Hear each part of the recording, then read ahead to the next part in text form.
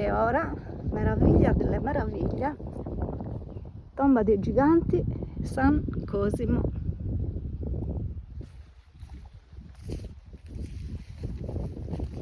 Conno sfanatica, pizzica meravigliosa. C'è un'esedra circolare, stranissima.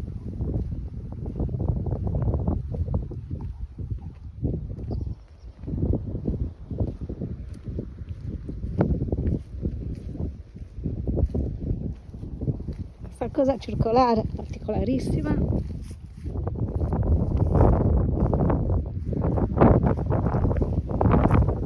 Questa è sempre l'esedra. Che trave è crollata.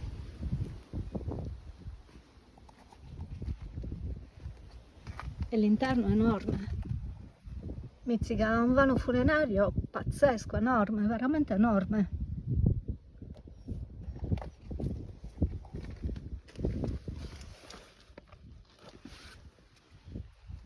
Adesso trovo un posto, un punto dove si possa passare, perché non è finita. Qua abbiamo le sedute dell'esedra, l'esedra con tutte le sedute, pazzesca, bellissima.